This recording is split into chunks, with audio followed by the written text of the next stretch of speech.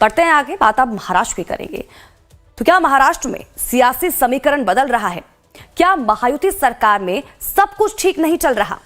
ये हम नहीं कह रहे, बल्कि प्रदेश के मुखिया देवेंद्र फडणवीस के एक फैसले ने इन सवालों को जन्म दे दिया है। वो फैसला है शिवसेना के मंत्रियों से ओएसडी नियुक्ति का अधिकार छीनने का। पूरी खबर इस रिपोर्ट में आपको दिखाते हैं।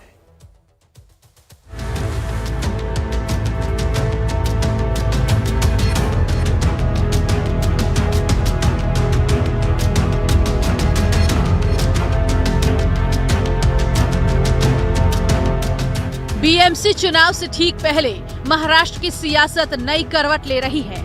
ये हम यूं ही नहीं कह रहे, बल्कि जो कभी जानी दुश्मन थे वो अब पर्दे के पीछे से दोस्ती का हाथ बढ़ा रहे हैं। इसकी एक बानगी देखने को मिली है शिवसेना यूबीटी के मुखपत्र सामना में। जी हां, सामना में छपे एक लेख में उद्धव ठाकरे की पार्टी शिवसेना यूबीटी ने फडणवीस सरकार और सीएम देवेंद्र फडणवीस की तारीफ की है। हम उनकी सराहना कह रहे हैं तो लोग कह रहे हैं कि भैया ये बड़े नजदीक हो रहे हैं। हम उनकी आलोचना कह रहे हैं तो लोग कह रहे हैं भैया बहुत दूर हो रहे हैं। अब लोगों का काम है कहना, कुछ तो लोग कहेंगे।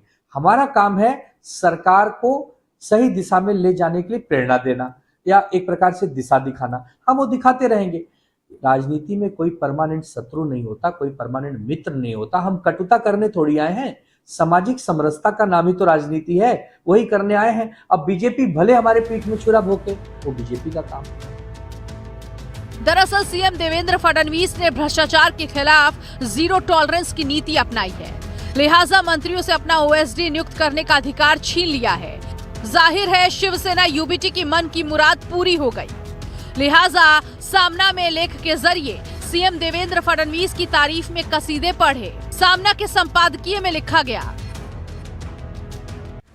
मंत्रियों ने पीए और ओएसडी के जो नाम पास करने के लिए मुख्यमंत्री को भेजे, उनमें से 16 नाम मुख्यमंत्री ने सीधे तौर पर नकार दिए।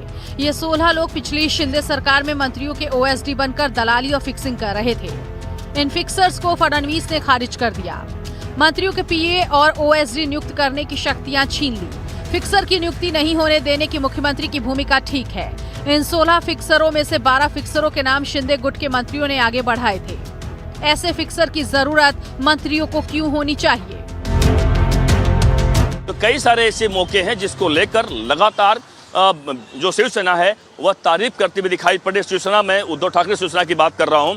मतलब साफ है कि कहीं न कहीं बीजेपी में और शिवसेना जो उद्धव ठाकरे की है उसमें कुछ खिचड़ी पक रही है क्या, इसको लेकर जरूर राजनीतिक गलियारे में बहुत जोर चर्चा है। लेकिन वहीं इस पर मामले पर बीजेपी की तरफ से साफ साफ कहा जा रहा है कि ऐसा कुछ नहीं, जिनके दरवाजे बंद कर दिए गए हैं उनके दरवाजे देवेंद्र फडणवीस कभी नहीं खोलेंगे। क्योंकि शिवसेना उद्धव ठाकरे की पार्टी डरी हुई इस वक्त। उन्हें पता है कि इनका सपोर्ट लेंगे तो शायद वह महाराष्ट्र में राजनीति कर पाएंगे। ये पहली बार नहीं है जब शिवसेना उद्धव गुट ने फडणवीस के बारे में कोई सकारात्मक बात कही है। इससे पहले जनवरी में नक्सल प्रभावित गढ़चिरौली जिले के दौरे को लेकर और स्टील इंडस्ट्री को प्रमोट करने की घोषणा के दौरान भी शिवसेना यूबीटी ने सीएम की जमकर तारीफ की थी। फडणवीस की तारीफ ऐसे समय में की गई है जब महायुति गठबंधन के भीतर दरार की सुगबुगाहट चरम पर है। पुणे रेपकांड को लेकर डिप्टी सीएम एकनाथ शिंदे का असंतोष जग जाहिर हो चुका है। दूसरी तरफ शिवसेना यूबीटी भी सामना के जरिए लगातार शिंदे पर हमलावर है। सरकार क्या करती है? पब्लिक प्लेस पर बलात्कार हुआ और हमारे मंत्री कहते हैं योगेश कदम, मिनिस्टर ऑफ स्टेट होम, उनका स्टेटमेंट देखिए, आप बलात्कार होने से क्यों नहीं रोक पाए? तो बोलना नहीं, बलात्कार बहुत शांततापूर्ण ढंग से हुआ, बाहर पता नहीं चला, ये उनकी भाषा है। ऐसे सरकार से आप क्या उम्मीद कर सकते हैं?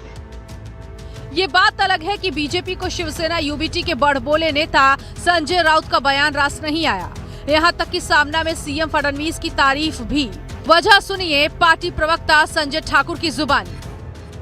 देखिए, संजय राउत जैसा घटिया और मौका परस्त आदमी महाराष्ट्र की राजनीति में कोई दूसरा है नहीं। तो देवेंद्र फडणवीस जी सौम्यता के कारण मिलते हैं, लेकिन स्वयं देवेंद्र फडणवीस जी ने इस बात को कह दिया है कि इस बात का कोई अर्थ नहीं लगाना चाहिए कि जिन लोगों के लिए उन्होंने दरवाजे बंद किए हैं उनकी बातचीत करने से सौम्यता से दरवाजे खुल जाएंगे।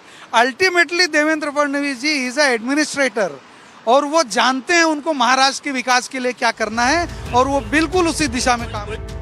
वहीं शिवसेना शिंदे गुट के नेता कृष्णा हेगड़े का कहना है कि इतिहास गवाह है कि सामना के संपादकीय के मायने क्या हैं। कि पिछले 3 सालों में सामना न्यूज़पेपर जो उद्धव ठाकरे जी की न्यूज़पेपर है, उन्होंने भारतीय जनता पार्टी के सभी कार्यकर्ताओं पर और नेताओं पर क्या भाषा का वापर किया है, और इसलिए आज अगर वो कुछ अच्छा भाषा वापरे तो मुझे नहीं लगता कि कोई भी उसका विश्वास करने वाला है। और जो महायुति यहाँ चुन के आई है वो एक साथ है, एकजुट है। सभी नेता देवेंद्र फडणवीस जी, अजित पवार जी और एकनाथ शिंदे जी। राज्य में बढ़ती सियासी हलचल को लेकर कांग्रेस भी खुश है। देखिए, पहले तो ये है कि वो क्या कह रहे हैं, ये क्या कर रहे हैं, अलग पार्टी है, उनकी सोच क्या है उससे हम लोग समानता रखें, ऐसा कोई ज़रूरी नहीं है। जहाँ तक बात है जनता ने विपक्ष का रोल दिया है और आपको वही जिम्मेदारी दी कि इस सरकार के ऊपर अंकुश रखे। कांग्रेस पार्टी उस तरह से निभाती रहेगी। फडणवीस और शिंदे के बीच कोल्ड वॉर अब किसी से छिपा नहीं है। इसके संकेत शिंदे और फडणवीस खुद दे रहे हैं। एकनाथ शिंदे ने स्वतंत्र कदम उठाते हुए सीएम राहत कोष के अस्तित्व के बावजूद एक अलग चिकित्सा सहायता प्रकोष्ठ की स्थापना कर दी है। 2027 कुंभ मेले पर नासिक क्षेत्रीय विकास प्राधिकरण की चर्चाओं समेत फडणवीस द्वारा बुलाई गई बैठकों से परहेज करना दोनों के बीच आंतरिक तनाव को दर्शाता है।